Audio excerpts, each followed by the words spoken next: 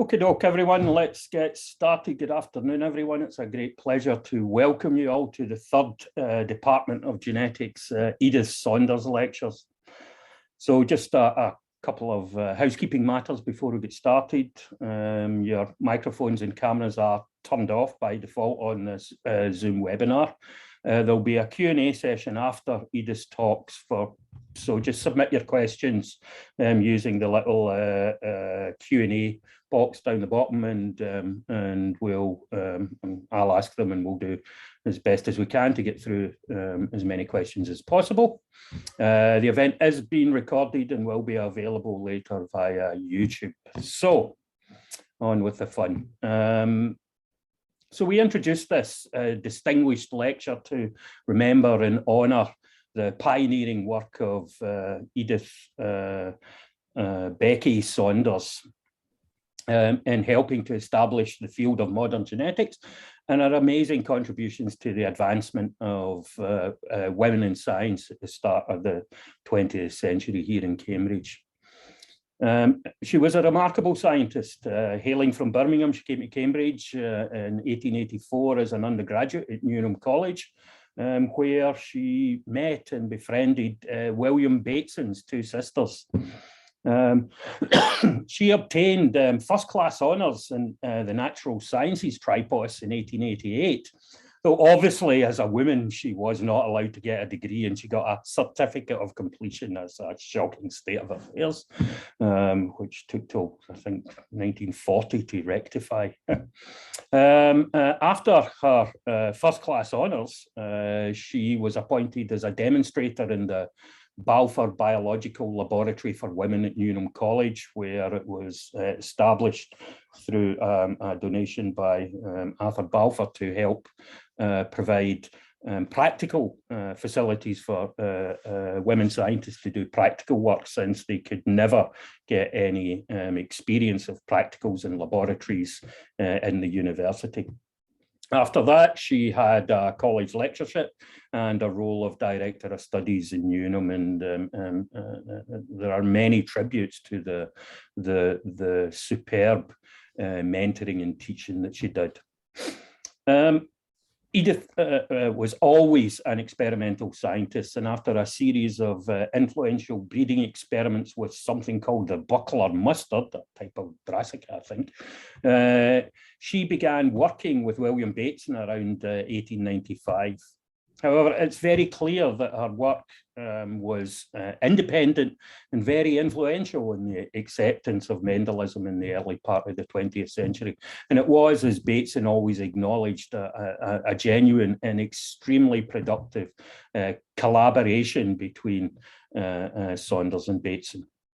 I could go on to list many of Becky Saunders' achievements, but one example is that she was the driving force behind the formation of the Genetical Society in 1919, initially as its vice president, and then later she became president. We've got extensive information on the life and work of Becky Saunders on the Genetics Department website, so I would encourage you to go and visit that. It was all collated by our former librarian, Christine Alexander. So while Becky was never formally a member of the university or the genetics department, and we're honoured in the genetics department to organise to recognise her contributions with this lecture series. And I'll hand over to the current Arthur Balfour Professor of Genetics and Pro-Vice Chancellor for Research, Anne Ferguson-Smith, to introduce today's lecture. Thanks, Steve. Hello, everybody. It's great to see so many of you here this evening. This evening we celebrate two Ediths, two remarkable scientists who have really been truly influential in the field of genetics. A very, very warm welcome to Edith Heard, who's joining us today. We really wish you could be here in person, but soon. Edith, I'm going to be brief because I know that Edith will have a lot of great science to tell us about, and you're not here to hear me. But Edith is one of us. She did her Part 2 genetics in 1986 here at Cambridge, And I think that this was a good time in genetics, with lots of really interesting and fun people around, and the field of molecular genetics in particular was really burgeoning. From there, she went on to do a PhD at the Imperial Cancer Research Fund labs in London, where she worked on gene amplification and continued working with, actually did some work on YAC libraries and various other molecular cloning contexts, which actually stood her in good stead when she went on to do postdoctoral research in Paris with Phil Abner. And she was in Paris for many years as a CNRS scientist, then as group leader, and then as director of the Genetics and Developmental Biology Unit at the Institut Curie in Paris, which a role that she took on in 2010. In 2012, she was elected as a professor in the Collège de France, where she is chair of epigenetics and cellular memory. 2013, she was elected as a fellow of the Royal Society. And then in 2019, she took on the Director-Generalship of the European Molecular Biology Laboratories in Heidelberg, and she now has a research lab in Heidelberg. I could go on talking about Edith's accolades and contributions to her wider contributions to the field, but I'd like to come back actually to her science.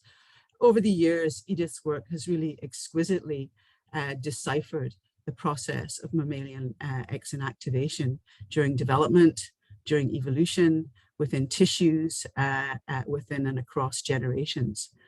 But not only has her work really uncovered the mysteries of this really remarkable mammalian process, but her work has also been a paradigm for elucidating new concepts in epigenetics, in functional genomics, and in chromatin organization. I'll stop there actually, because I'm sure she's going to tell us about all these things. Edith, over to you.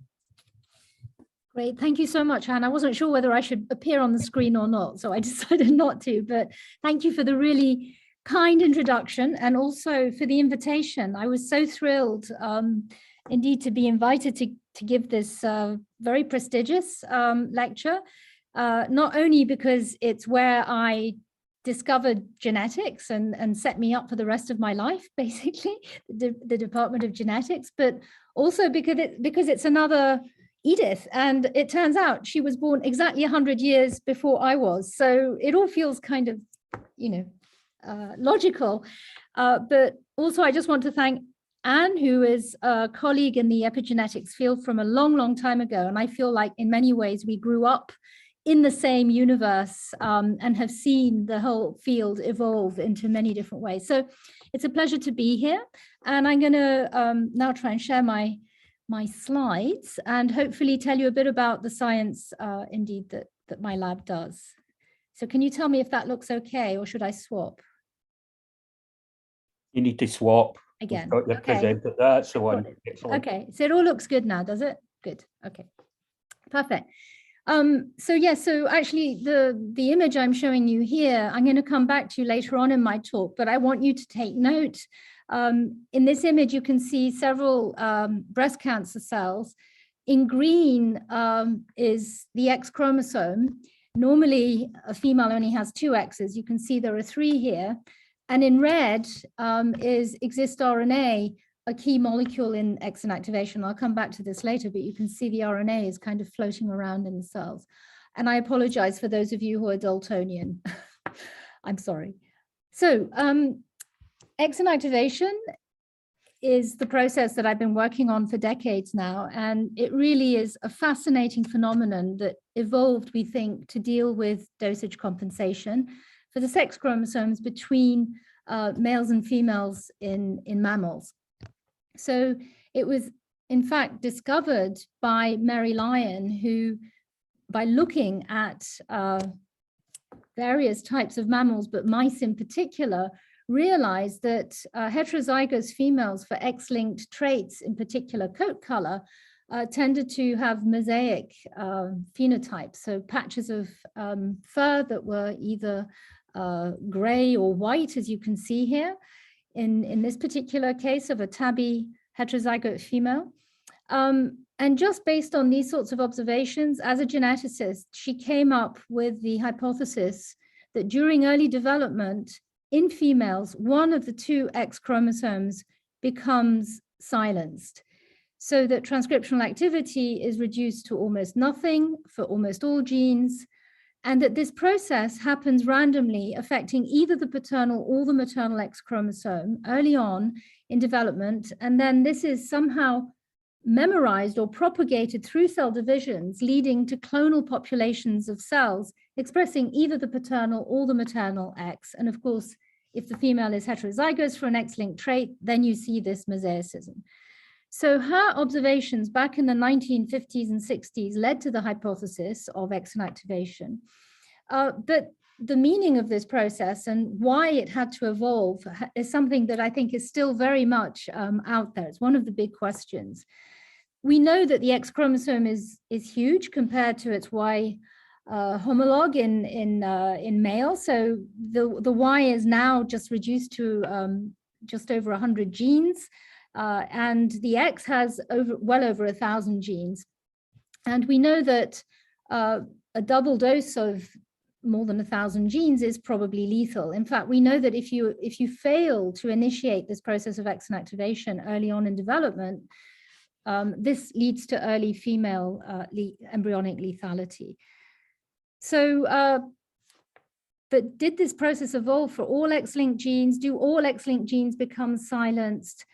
Just how global is this phenomenon? And these are all questions that are still very much out there. But back then, back in the 1960s, I think it took quite a lot of insight from Mary Lyon and some of her colleagues who had also observed unusual phenomena associated with the X chromosome that I'll come to in a minute, to come up with this hypothesis. And I just want to spend a couple of slides thinking about the mosaicism that X inactivation leads to. And this is not just in terms of coat color and fur. There are more than 1,000 genes, as I said, on the X, and many of them are very important for housekeeping activities. You know, there are all sorts of housekeeping genes. There are transcription factors. There are enzymes of all sorts. So it's really a chromosome that harbors many different functions. And the mosaicism leads to a great deal of variation within females. And so because the process is set off randomly and stochastically, the proportion of cells that will express either the paternal or maternal X varies. And the way that these cells are then distributed during development can also vary. So in this beautiful example here, I'm showing you from the Nathan's lab from several years ago. They created an X-linked copy of HPRT, which is one of the housekeeping genes on the X chromosome, that was tagged either with a green fluorescent protein or with a red fluorescent protein tomato. And these mice therefore express, when they're female, express either the red version of the HPRT gene or the green version of the HPRT gene, depending on which X chromosome was silenced. And this is just to illustrate how between almost genetically identical siblings, you can see a great deal of variation just in skin fluorescence. This is shining under a UV lamp. This is what you see. And then if you go in and look at different tissues, you can see this extraordinary distribution of red and green cells. And this actually varies between individuals.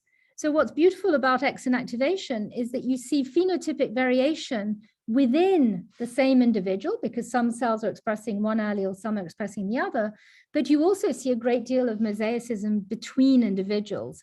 And in this particular paper, they actually showed some cross-sections of siblings, so cross-sections of the brain.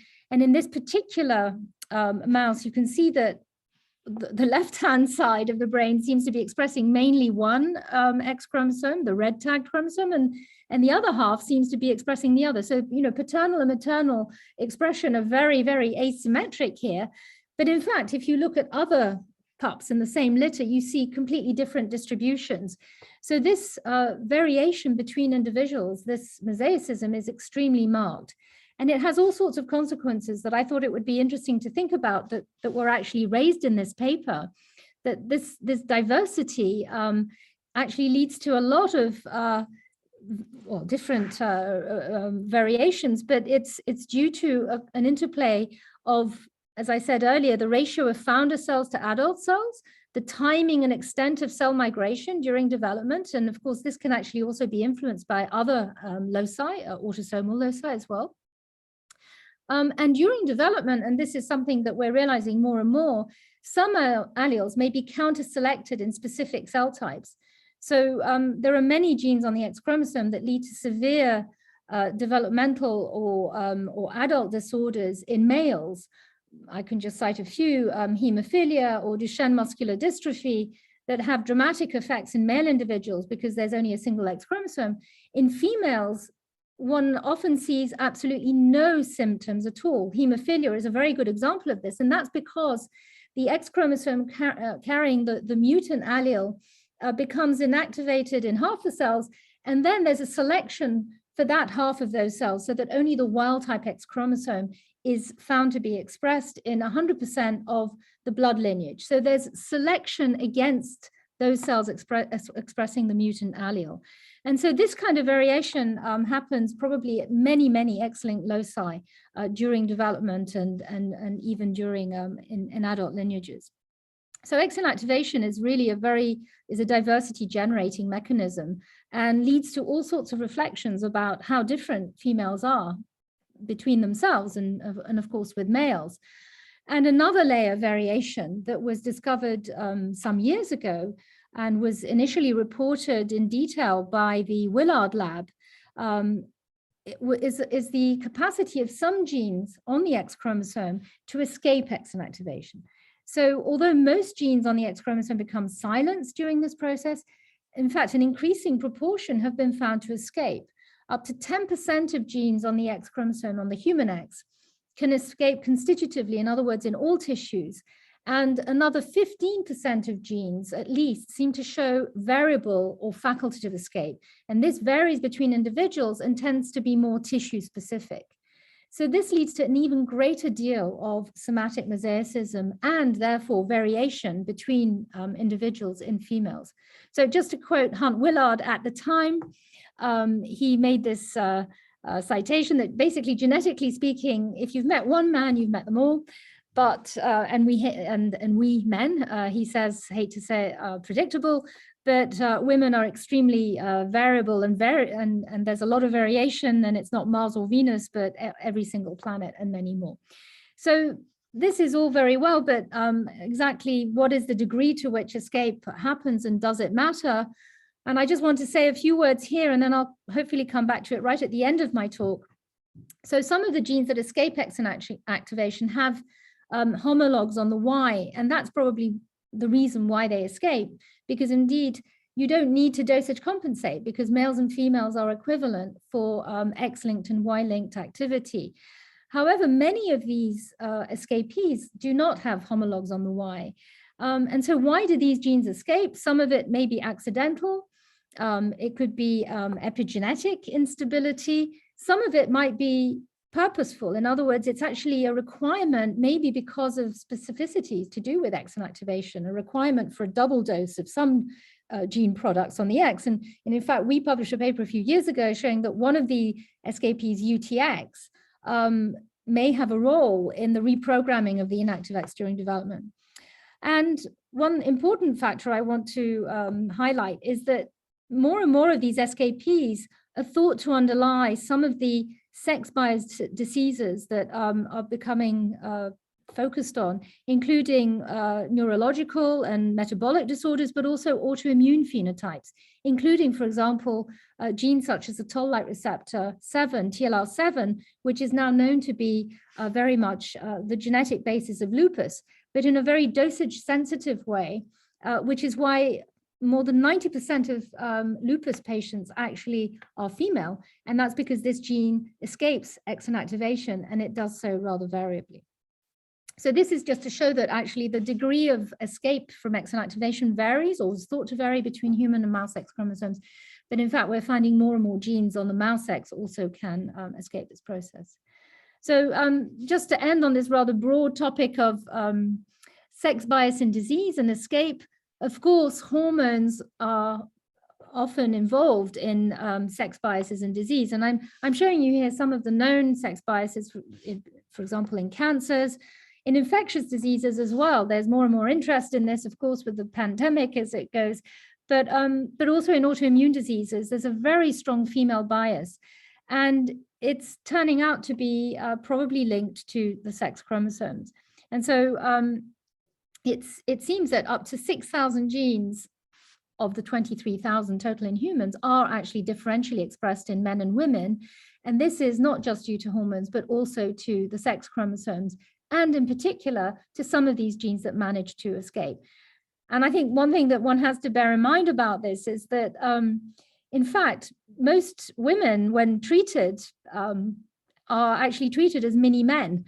The medication that we're given is actually based on clinical trials performed on men. This is changing now, obviously, but still many of the drugs, and in fact, a high proportion of drugs that are taken off the market in the past decades have been taken off because of the side effects they have in women. So my one sort of slide about, you know, why women are so precious is that if we're thinking about precision medicine, we should be thinking about treating half of the population in an appropriate way. And there are many genes on the sex chromosomes and on the X in particular, where dosage does matter and variation of X-linked gene expression does matter. And so I would say that we have to move towards understanding how we treat patients based on their sex chromosomes, as well as an awful lot of other factors. So now I'm going to actually talk about some of the work that my lab does to understand how X-inactivation happens. And as Anne mentioned, we've been interested over the years in the when, the where, and the how of X-inactivation. So this is a very simplistic cartoon that illustrates the big problem, or the big issues, the challenges associated with X-inactivation. So unlike most other strategies of sex chromosome dosage compensation in other animals, in mammals, this process of randomly silencing one of the two X chromosomes is quite challenging, because it means that one has to monoallelically express genes in the same nucleoplasm. One has to differentially treat two chromosomes that could, in theory, be genetically identical in the same nucleoplasm. And so how do you do this? And so for many years following Mary Lyon's discovery, there's been a hunt for what is actually underlying the initiation of this process during early female development. And one of the main features of initiation of X-inactivation is that it's been mapped down to a region on the X chromosome known as the X-inactivation center. And this is where I began my life in X-inactivation. It was hunting what actually controls the process of initiation of X-inactivation within the X-inactivation center. And I was lucky enough that when I arrived in Phil Abner's lab, the Exist non-coding RNA had just been discovered by several labs, including Sahela Rastons, Hunt Willards, and Neil Brockdorf. And Phil was also involved with Andrea Belabio. And that made my life a lot easier, because we actually knew what the molecule was that leads to initiation. And this is this non-coding Exist RNA that coats the chromosome in cis and leads to silencing. But still, that didn't explain to us how X-inactivation is triggered in a female-specific way when there's more than one X chromosome. And so here I'm wrapping up in one half of the slide several decades of work, but there are still some very interesting open questions about Exist in the X-inactivation center. It's a very large locus. In fact, the regulatory landscape of Exist is very big. It's several hundreds of kilobases. And it was in the hunt for how Exist is regulated monoallelically in females during early development that we stumbled across the organization of the X chromosome and of this region in particular into topologically associating domains, which are 3D entities within which sequences tend to interact. And we realized that Exist and its 5' regulators, positive regulators, are organized into one of these topologically associating domains, or TADs, and that an antisense to exist, TSIX, which negatively regulates exist, at least in mice, is located in another TAD. And it could be that the flipping between these two TADs and their activity could help underlie the initiation of exist expression in a sort of stochastic way. But still, there are many open questions, and actually several labs are working on this now, including some of the people who emerged from my own lab. And I would direct you to some very beautiful studies and recent reviews, for example, from Edda Schultz's lab, where she came up with a hypothesis of a symmetrical toggle switching method for, or mechanism for how exist is monoallelically regulated. But that's just the beginning. How does then exist trigger the process? And that's what I'm going to be telling you about mainly today. But I wanted to start by saying that once exist has coated the chromosome, it induces a number of changes, both at the chromosome organization level, and this is something that in fact Barr, a cytogeneticist, had noticed even before Mary Lyon came up with her hypothesis. So in 1949, he published a paper showing that in cat neurons, there's what's known as a Barr body of inactive X chromosome, of the inactive X chromosome, which he didn't know was the inactive X at the time, but which seems to be found specifically in female cells. And that's why it is called the Barr body. And this is the heterochromatic entity that is the silent X, the inactive X. And subsequently, using fluorescent microscopy and other techniques, we and others were able to show the organization of the inactive X as a more sort of a spherical entity. And more recently, with chromosome conformation capture technologies, which allow you to capture the three-dimensional structure of chromosomes in the nucleus, we were able to show in collaboration with Job Decker's lab that the inactive X is actually organized into two megadomains, but otherwise is rather structureless, except for a few regions that have these topologically associated domains that I mentioned earlier. And these regions that show these TADs are actually regions that escape X inactivation. So I'll come back to that briefly later. But now I want to just say a word or two about how X inactivation is established, the when and the where. And so for many years, my lab was working on the mouse, trying to understand, how is X inactivation set up? And it turns out that previous work from Tagaki, a Japanese scientist, and also even before that from people like Mary Lyon, had actually stumbled across the fact that X inactivation is initially imprinted. It's only the paternal X chromosome that becomes silenced early on in the mouse. And this imprinted form of X inactivation, it turns out, is due to an exist imprint, which has only recently been unraveled and discovered.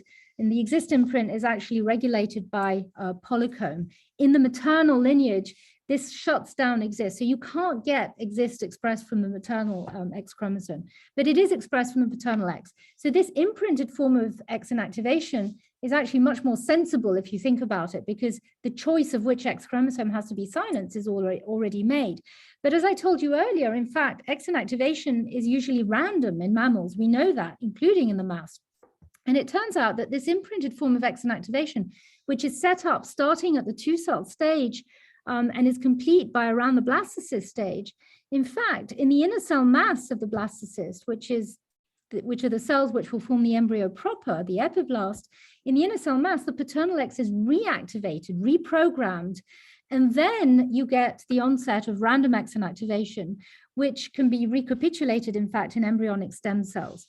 And it was this reprogramming process that, in fact, my lab discovered along with Neil Brockdahl's lab several years ago.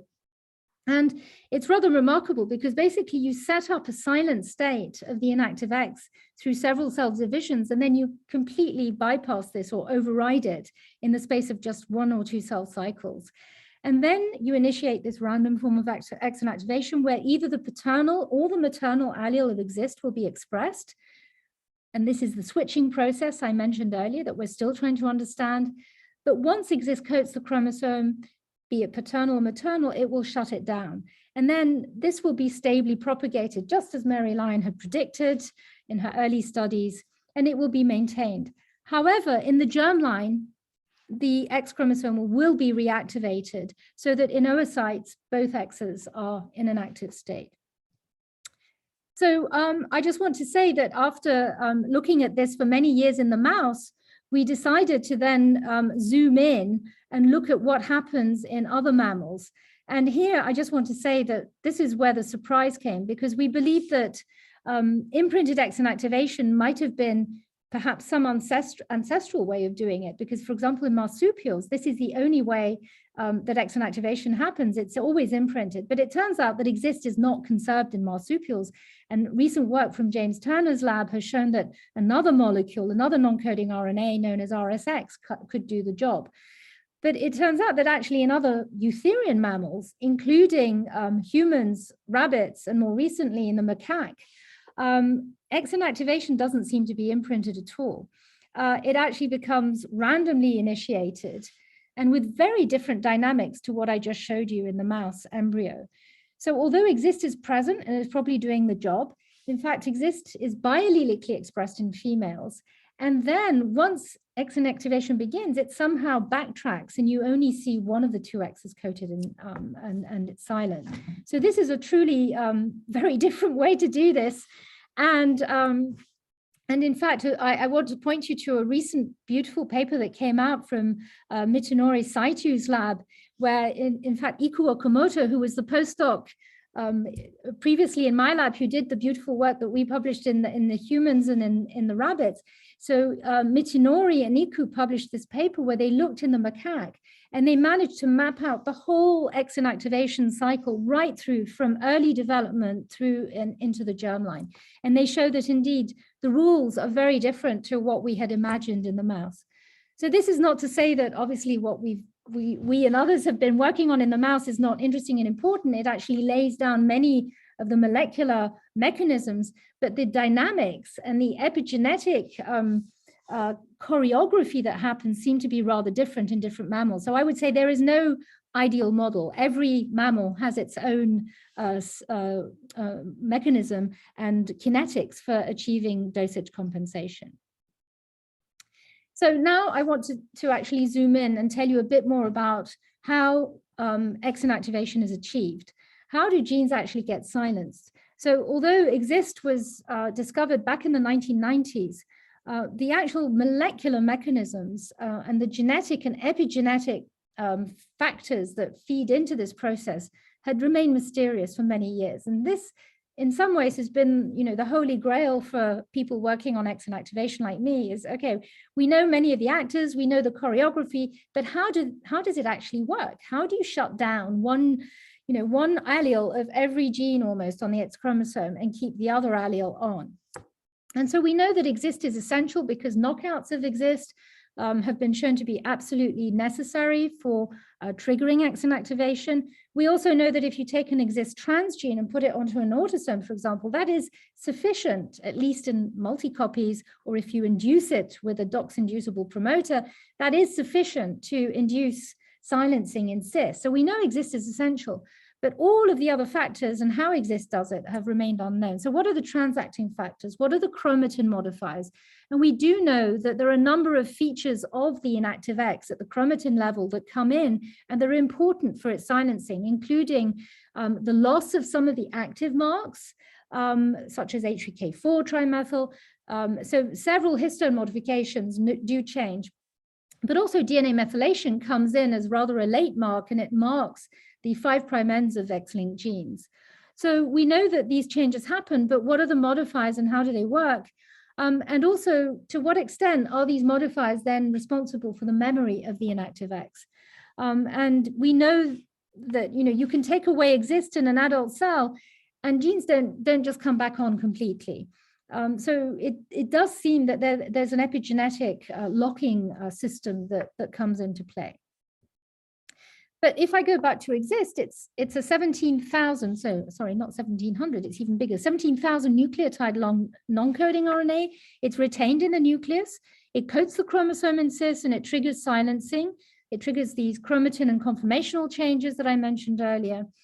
And in fact, a few years ago, Mitch Gutman and Engreitz actually published a beautiful paper showing that in fact exist RNA coats the chromosome and hits it wherever the exist gene is associated in 3D space with the chromosome. So the first places where exist actually coats the chromosome are actually the regions that interact with the exist locus, but very rapidly, within the space of just a few hours, exist then coats the whole chromosome and very rapidly triggers its silencing within the space of just a few hours for some genes. So exist RNA exploits 3D architecture, but that still doesn't tell us how silencing works. And then the other feature I wanted to mention, because I did talk about it earlier, is that some genes somehow avoid this whole process, or some genes get silenced and then become reactivated. So there are many genes on the X, as I told you earlier, that can somehow escape or override this process. Most genes on the X do remain very silent in somatic cells. The rate of reactivation is less than 1 in 10 to the 9, which is less than the spontaneous mutation rate. So global stability and yet local instability. And that's something we're very interested in and trying to work out the mechanisms for too. Is it something about the chromatin state of these genes? Is it something about avoiding exist function? And is it something about the 3D organization of the X chromosome? And I mentioned to you that regions that somehow are organized in these TADs on the inactive X, there are very few of them, but they tend to be those regions that escape X-inactivation. So these are ongoing projects in the lab. And this is just to show you an illustration of what I mean by the 3D organization of the X, with most of the inactive X not being very structured, but a few regions, these escapees, that seem to be located together and loop out, in fact, from the inactive X chromosome. So I want to zoom in now on some of the molecular mechanisms.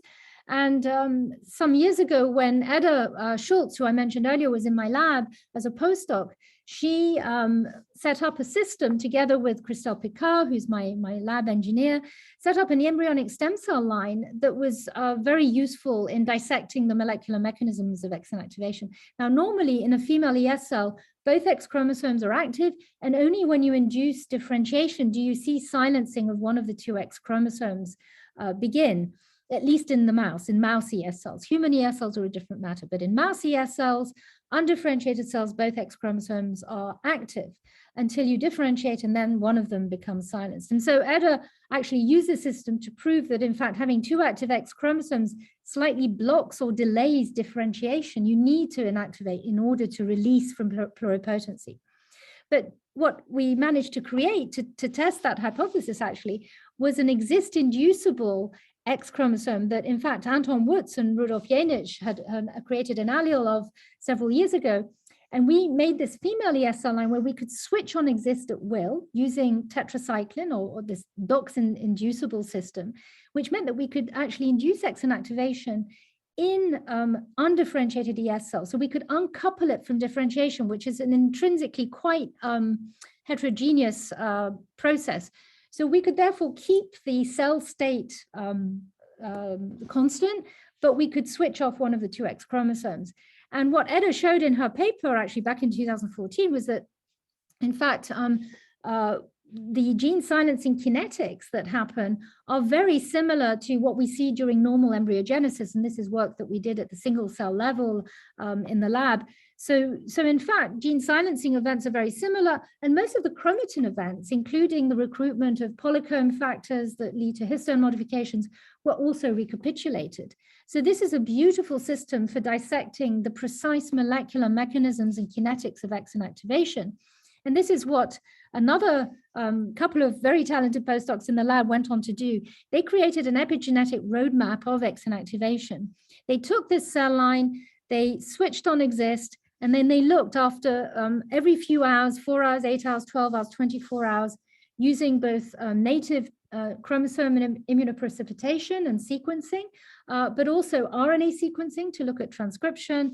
And we did an allele-specific analysis, and I forgot to tell you perhaps the most important thing about this cell line is that it contains two highly polymorphic X chromosomes. So we can distinguish them at the sequence level through the single nucleotide polymorphisms they have. And we know because the tetracycline, the DOX-inducible promoter is only on one of these two X chromosomes, the black 6 X chromosome, we know which chromosome will be silenced. So that way we can distinguish from the castaneous chromosome, which is the other chromosome and which remains active, we can distinguish what happens both at the genic level, transcription, but also at the chromatin level, chromosome-wide. And using this, Jan Zilic and Aurélie Bouzard, performing allele-specific analysis genome-wide, they were able to show, and then on the left here, I'm just showing you how they did the analysis. I'm not going to go into the details here, but by looking at the D-scores and the allelic ratios of black 6 reads from the future inactive X chromosome and castaneous reads on the always active X chromosome, they could plot the reads from the inactive X to the reads from the inactive X and the active X, and that D-score is what we plot to see how much a gene on the black 6 chromosome is being affected after exist is induced. And by doing native ChIP-seq, we were able to show that indeed some marks are very rapidly changed on the X chromosome, and that includes some of the histone acetylation marks, which we knew are associated with activity and become very rapidly depleted on the X chromosome as it becomes silenced. And here you can see the black 6 and cast reads, black 6 in red, cast in green. And we can see that even by 4 to 8 hours, we're starting to lose reads on the inactive or exist-coated X chromosome. And so what they did was look at many different histone modifications and work out that indeed there seems to be an order of events, and loss of H3K27 acetylation, which is one of the marks associated with activity at gene promoters and enhancers, is one of the fastest marks to be lost. And furthermore, they went on to show that one of the histone deacetylases, which is known to be which remove this mark during development, is actually responsible for this on the X chromosome. So HDAC3 is the only histone deacetylase that seems to affect the loss of histone acetylation on the exist-coated chromosome. But when we looked at chromosome-wide effects, and this is now showing you the whole X chromosome and the allelic ratios plotted here, so you can see that genes that are expressed from the active X are shown in red, and when they're expressed from the inactive X, they're shown in blue, but so mainly red, so active X.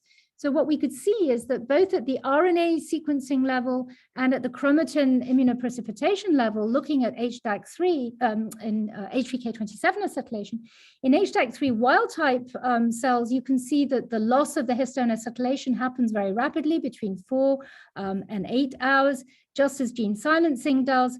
But then in the HDAC3 mutants, you can see that most genes, but not all, do not seem to lose histone acetylation. And it turns out that indeed there's a big subset of genes that seem to remain acetylated. And although at later time points we find that this acetylation is still lost and these genes still get silenced, there clearly is an effect of HDAC3.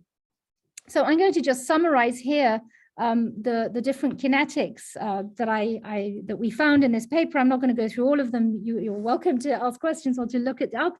But basically what we found was that very rapidly after exist coating, within 4 to 8 hours, we lose histone acetylation at promoters and enhancers.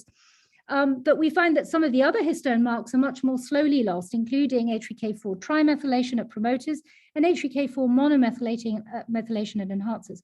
Furthermore, we showed that polycomb accumulates on the exist-coated chromosome actually much more sharply than previously thought, much more rapidly.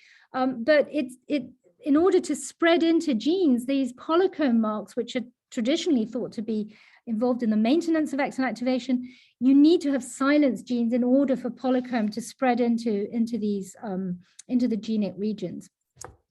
So the conclusion of this study was that exist RNA does change chromatin, and as well as triggering gene silencing, and this does involve some of the chromatin modifiers such as HDAC3, but not only. So that then brings me to the next series of approaches that we used. And in fact, many labs were hunting for the partners of exist RNA. So here I'm just summing up several papers that were published in the space of just 1 or 2 years, where finally, after more than a decade or two of research, people finally started to find out what are the partners, the protein partners of Exist RNA that could mediate its silencing mechanisms. And some of these partners are shown here. I'm not going to go through all of them, but Exist does bring in several factors, particularly via a region of Exist that we previously knew was essential for X inactivation, and that was a region known as the A-repeat region of Exist, which is the most highly conserved part of the RNA. And some of the factors that were specifically brought down by this A-repeat region of Exist included this factor known as Spen. And Spen was an unknown player in X inactivation. There was no previous evidence that Spen was involved in X inactivation, even though it's a protein that is known to bind RNA, had previously been shown to be involved in transcriptional regulation, for example, in the context of hormone responsive nuclear receptor pathways. But people hadn't looked in the context of maternal zygotic knockouts to see if there was an effect in female embryos, which we then went on to do. But Spen, I just want to say, is a huge protein. It actually has several different domains that are of interest. It has several RNA binding domains, which is how Exist recruits it. But it also has several domains that are involved in signaling and also in chromatin-associated factors, including this Spock domain that you can see at the end here. So in fact, my lab decided to try and dive in to find out how important Spen was in X inactivation. And this is where François Dossin, who was a very, very talented student in my lab, who's now moved on and he's doing a postdoc at the Pasteur Institute. But what François was able to create was using this beautiful female ES cell line with an inducible Exist promoter. He was able to knock in the machinery that would allow us to degrade the Spen protein at will using what's known as a degron system, the auxin-degron system. So auxin is actually a natural plant hormone, but which has been modified now to be used with a lot of power to degrade endogenous proteins in different systems. And so by knocking in the AID tag that allows it to be targeted when auxin is added to these cells. So we knocked in to both endogenous Spen alleles, and Spen is a gene that is autosomal. And so when we knocked in the AID and tag, as well as a halo tag, so we could visualize either halo or GFP, we made different cell lines. We could then actually explore what happens when we degrade Spen by adding auxin. And this is shown here in the Western blot. You can see that basically when we add auxin, within an hour of auxin addition, we lose endogenous Spen almost completely. But if you wash out auxin, you bring Spen back. So it's a beautiful system for reversible depletion, acute depletion of a protein.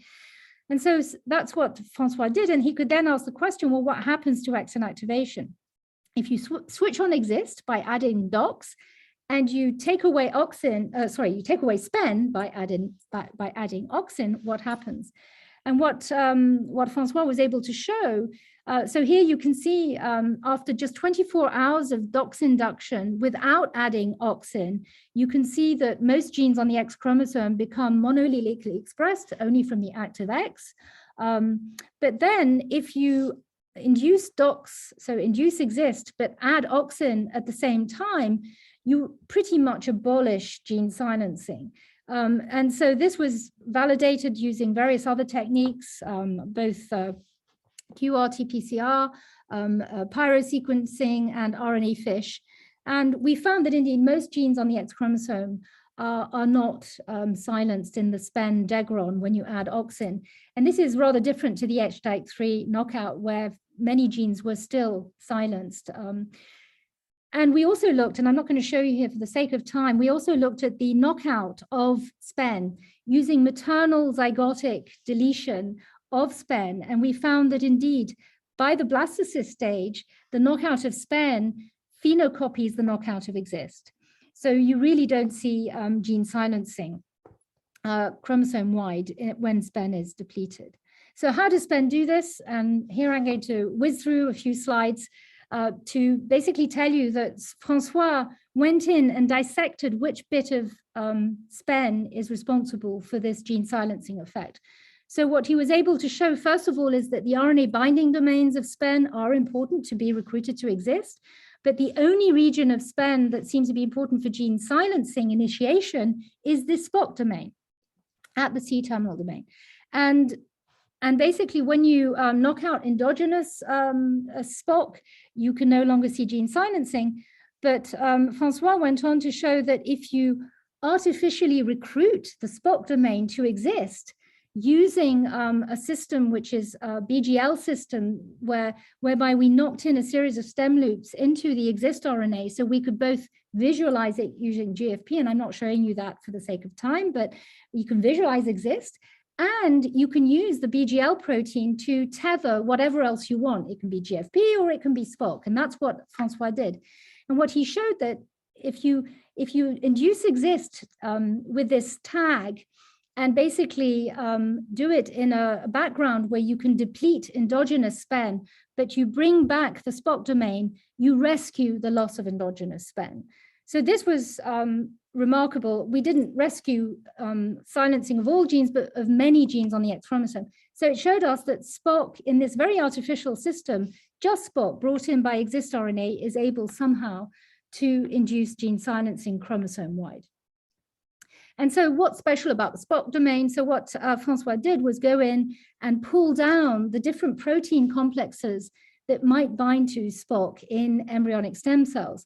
And here you can see a summary of this. And what we found was we had some of the known actors. So for example, the NCOR SMART complex, including X-type3, which we had independently found to be involved in gene silencing. So NCOR SMART is brought down by the Spock domain.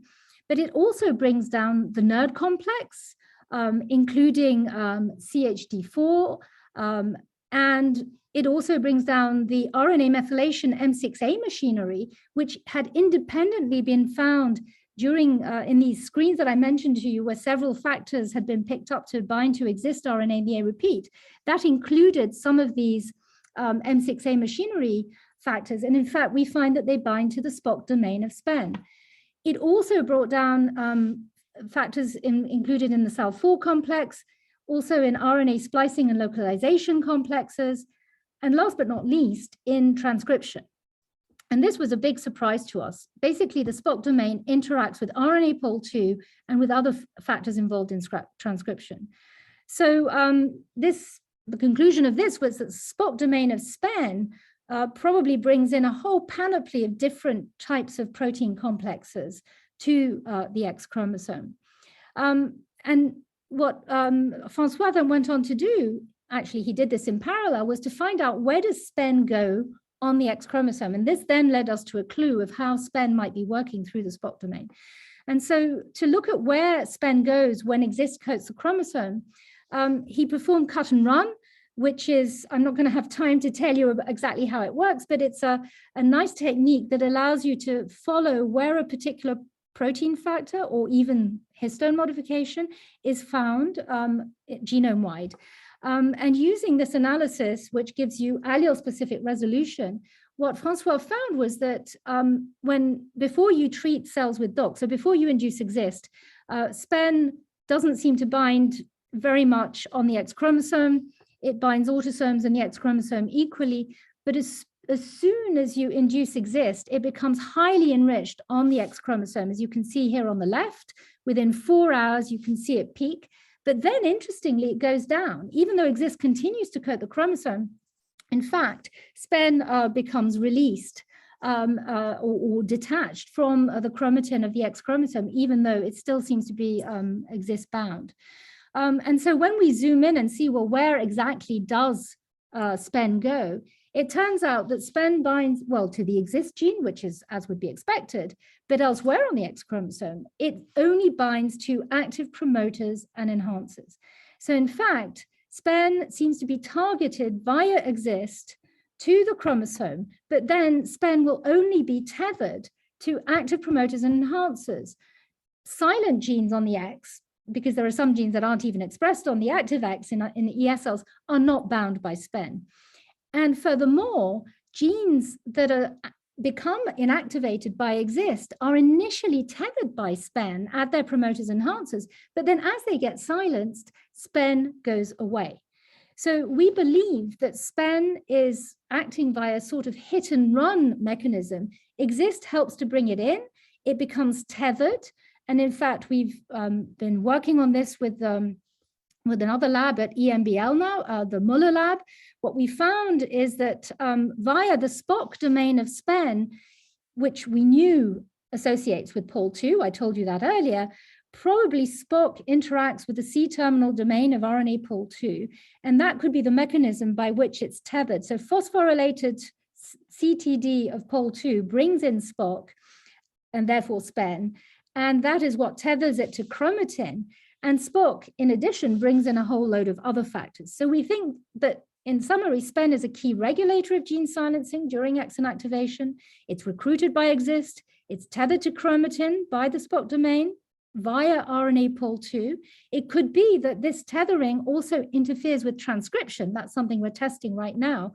But what's more important is that Spen seems to act as a platform for many different chromatin modifiers and chromatin remodeling complexes, including NCOR and NERD.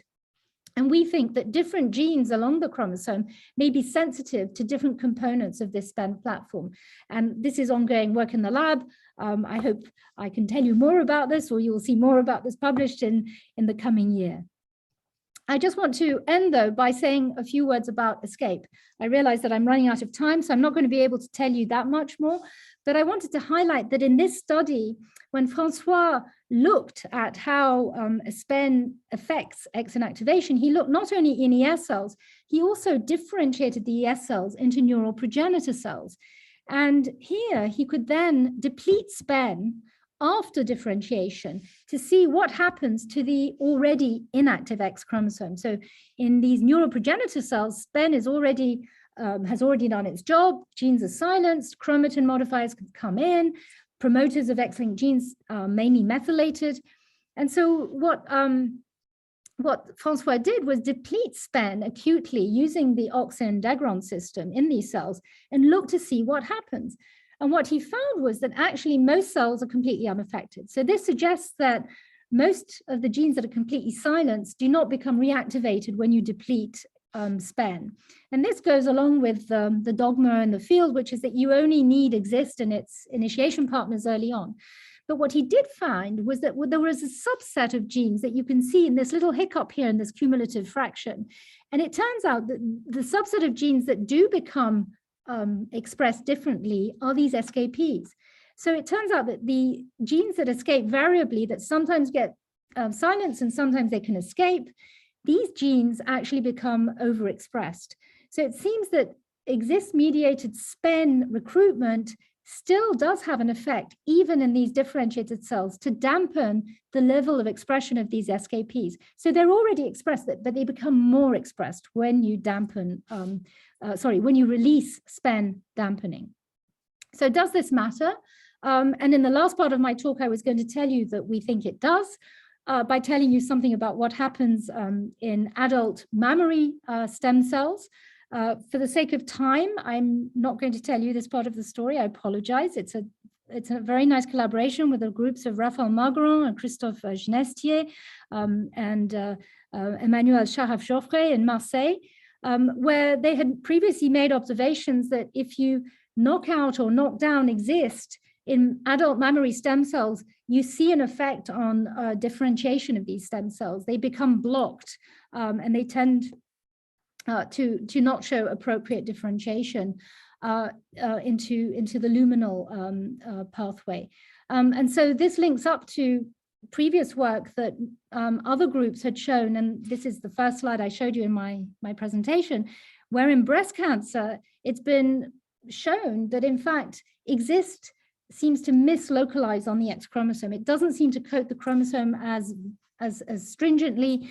And in fact, even Barr had noted that in cancer, the Barr body seems to disappear. And that's shown here in DAPI. This is a normal cell up here where you can see the Barr body, but in this cancer cell, you no longer see the Barr body. And so there was this idea that maybe the inactive X becomes reactivated, or its chromatin becomes decondensed. And this then linked to this loss of exist or tight exist coating. And so what was done in this paper that was conducted by an extremely talented postdoc, Leia, who worked between Raphael's lab, Christoph's lab, my lab.